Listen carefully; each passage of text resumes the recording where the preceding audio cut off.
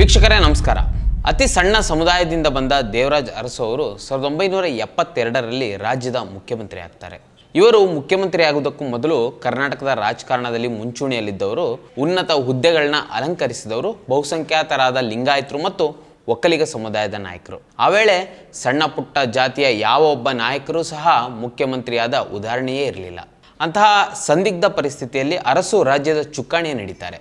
ಮುಖ್ಯಮಂತ್ರಿಯಾಗಿ ಅಧಿಕಾರ ಸ್ವೀಕರಿಸಿದ 5 ತಿಂಗಳಿಗೆ ಹಿಂದುಳಿದ ವರ್ಗಗಳಿಗೆ ಸಾಮಾಜಿಕ ನ್ಯಾಯವನ್ನು ಒದಗಿಸಲು LG ಹಾವನೂರು ಅವರ ನೇತೃತ್ವದಲ್ಲಿ ಹಾವನೂರು ಆಯೋಗವನ್ನು ರಚಿಸ್ತಾರೆ.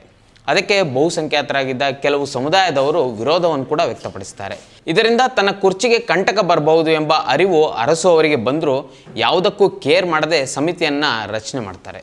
1975ರಲ್ಲಿ ವರದಿ ಕೂಡ ಸಿದ್ಧಗೊಂಡು ಅದನ್ನು ಸ್ವೀಕರಿಸಿ ಅನುಷ್ಠಾನಕ್ಕೆ ತಂದದ್ದು ಅರಸು ಅವರ ರಾಜಕೀಯ ಇಚ್ಛಾಶಕ್ತಿಗೊಂದು ಉತ್ತಮ ಉದಾಹರಣೆ. ಅರಸು ಅವರ ಆಳ್ವಿಕೆಯ ಮುಂದುವರೆದ ಭಾಗವಾಗಿ ಅದೇ ರೀತಿಯ ಹಿಂದುಳಿದ ವರ್ಗದಿಂದ ಬಂದ ಮುಖ್ಯಮಂತ್ರಿಯಾಗಿದ್ದ ಸಿದ್ದರಾಮಯ್ಯನವರು ಹಿಂದುಳಿದ ವರ್ಗಗಳಿಗೆ ಸಾಮಾಜಿಕ ನ್ಯಾಯ ನೀಡಲು 2015ರಲ್ಲಿ ಕಾಂತರಾಜು ಆಯೋಗದ ನೇತೃತ್ವದಲ್ಲಿ ಸಾಮಾಜಿಕ, ಆರ್ಥಿಕ ಮತ್ತು ಶೈಕ್ಷಣಿಕ ಸಮೀಕ್ಷೆಗೆ ಮುಂದಾಗ್ತಾರೆ. ಅದಕ್ಕಾಗಿ 160 ಕೋಟಿ ರುಗಳನ್ನ ಬದ್ಧತೆಯಿಂದ ನೀಡ್ತಾರೆ. ಸಮೀಕ್ಷೆ ನಡೆದು ವರದಿ ಸಿದ್ಧವಾದಾಗ ವರದಿ ಅಂಗೀಕರಿಸಲು ನಮ್ಮ ಸರ್ಕಾರ ಬದ್ಧವಾಗಿದೆ ಎಂದು ಹೇಳುತ್ತಲೇ ಇರ್ತಾರೆ. ಆದರೆ ಇಲ್ಲಿ ಪ್ರಶ್ನೆ ಬರುವುದು, ಕಳೆದ 10 ವರ್ಷಗಳಲ್ಲಿ ಸ್ವತಃ ಸಿದ್ದರಾಮಯ್ಯನವರೇ 100 ಸಲ ನಮ್ಮ ಸರ್ಕಾರ ಬದ್ಧವಾಗಿದೆ ಎಂದು ಹೇಳುತ್ತಲೇ ಬಂದಿದ್ದಾರೆ. ಆದರೆ ಆಯೋಗದ ವರದಿಯನ್ನು ಸಾರ್ವಜನಿಕವಾಗಿ ಪ್ರಕಟಿಸಿ ಸಂವಾದ, ಚರ್ಚೆಗೆ ಅವಕಾಶ ಇನ್ನೂ ಮಾಡಿಕೊಟ್ಟಿಲ್ಲ. ಕೊಡುವ ನಿಟ್ಟಿನಲ್ಲಿ ಸಿದ್ದರಾಮಯ್ಯನವರ ಸರ್ಕಾರ, ಅನಂತರ ಬಂದ ಕುಮಾರಸ್ವಾಮಿ ಅವರ ಮೈತ್ರಿ ಸರ್ಕಾರ, ಯಡಿಯೂರಪ್ಪ ಹಾಗೂ ಬಸವರಾಜ ಬೊಮ್ಮಾಯಿ ಅವರ BJP ಸರ್ಕಾರ ಮತ್ತು ಈಗಿನ ಸಿದ್ದರಾಮಯ್ಯನವರ ಕಾಂಗ್ರೆಸ್ ಸರ್ಕಾರ ಮನಸ್ಸು ಮಾಡಲೇ ಇಲ್ಲ.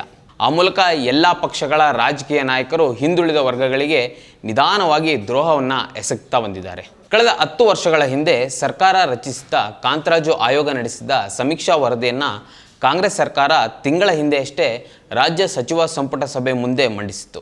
ಆ ವರದಿಗೆ ಅಂಗೀಕಾರ ಪಡೆಯುವ ನಿಟ್ಟಿನಲ್ಲಿ ಹಲವು ಬಾರಿ ಸಂಪುಟ ಸಭೆಯಲ್ಲಿ ಚರ್ಚೆ ನಡೆಸಿದರೂ ಒಮ್ಮತ ಏರ್ಪಡದ ಹಿನ್ನೆಲೆಯಲ್ಲಿ ಮುಂದೂಡುತ್ತಲೇ ಬರಲಾಗಿತ್ತು. ಇದೇ ವೇಳೆ ಈ ವರದಿಯ ಕುರಿತಂತೆ ಸಾಮಾಜಿಕ ಕಾರ್ಯಕರ್ತರು, ಮಠಾಧೀಶರು, ವಿವಿಧ ಸಮುದಾಯಗಳ ರಾಜಕೀಯ ನಾಯಕರು, ಸಂಘಟನೆಗಳ ಮುಖಂಡರು ತೀವ್ರ ವಿರೋಧವನ್ನು ವ್ಯಕ್ತಪಡಿಸಿದರು.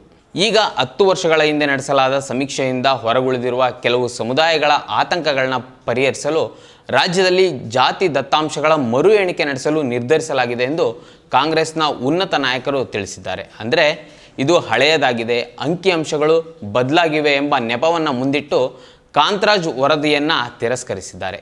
ಪಕ್ಷದ ಹೈಕಮಾಂಡ್ ಆದೇಶಕ್ಕೆ ಹಾಗೂ ರಾಜ್ಯದ ಕೆಲ ರಾಜಕಾರಣಿಗಳ ಮಾತಿಗೆ ಮಣಿದು ರಾಜ್ಯದಲ್ಲಿ ಮತ್ತೊಮ್ಮೆ ಜಾತಿ ಗಣತಿ ನಡೆಸುವುದಾಗಿ ಘೋಷಿಸಿದ್ದಾರೆ.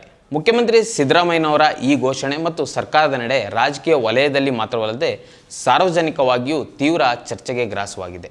ಜಾತಿ ಗಣತಿಯನ್ನು ರಾಜಕೀಯ ಕಾರಣಗಳಿಗಾಗಿ ಒಂದು ಅಸ್ತ್ರವನ್ನಾಗಿ ಬಳಸಿಕೊಳ್ಳುತ್ತಿರುವಾಗ ವ್ಯಾಪಕ ಅಸಮಾಧಾನ ವ್ಯಕ್ತವಾಗ್ತಿದೆ. ಕಾಂತರಾಜು ಆಯೋಗದ ವರದಿಯನ್ನು ಬಲಾಢ್ಯ ಜಾತಿಗಳಾದ ಲಿಂಗಾಯತರು, ಒಕ್ಕಲಿಗರು ಮತ್ತು ಬ್ರಾಹ್ಮಣರು ಅವೈಜ್ಞಾನಿಕ ಎಂದು ದೂರಿದ್ರು ಮತ್ತು ಆ ವರದಿಯನ್ನು ಒಪ್ಪದೆ ವಿರೋಧಿಸಿದ್ರು ಕೂಡ.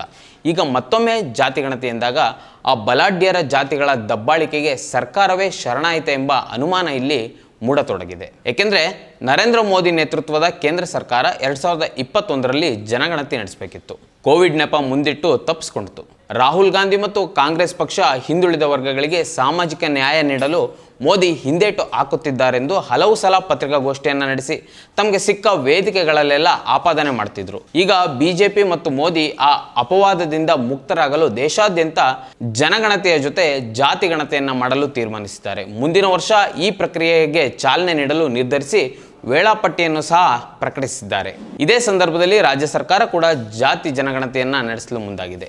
ಈ ಬಾರಿ ತಂತ್ರಜ್ಞಾನ ಆಧಾರಿತ ಆನ್ಲೈನ್ ಸಮೀಕ್ಷೆ ನಡೆಸಲು ಚಿಂತನೆ ನಡೆಸಿರುವ ಸರ್ಕಾರ 90 ದಿನಗಳ ಒಳಗಾಗಿ ಇಡೀ ಸಮೀಕ್ಷಾ ಪ್ರಕ್ರಿಯೆಯನ್ನು ಪೂರ್ಣಗೊಳಿಸುವುದಾಗಿ ಹೇಳಿದೆ. ಈ ಬಾರಿಯಾದರೂ ರಾಜ್ಯ ಸರ್ಕಾರ ಹೇಳಿದ ಸಮಯದೊಳಗೆ ಸಮೀಕ್ಷೆ ಮುಗಿಸಿ ವರದಿಯನ್ನು ಜಾರಿಗೆ ತರುವ ಬದ್ಧತೆ ತೋರಬೇಕಿದೆ. ಹಾಗೆಯೇ ಬಲಾಢ್ಯ ಜಾತಿಗಳಾದ ಲಿಂಗಾಯತರು, ಒಕ್ಕಲಿಗರು ಮತ್ತು ಬ್ರಾಹ್ಮಣರು ಆಗಲೂ ವರದಿಯನ್ನು ಅವೈಜ್ಞಾನಿಕ ಎಂದು ಖ್ಯಾತೆ ತೆಗೆದರೆ ನಿಮ್ಮ ನಿಲುವೇನು ಎಂಬುದನ್ನು ಈಗಲೇ ಖಾತ್ರಿಪಡಿಸಬೇಕಾಗಿದೆ.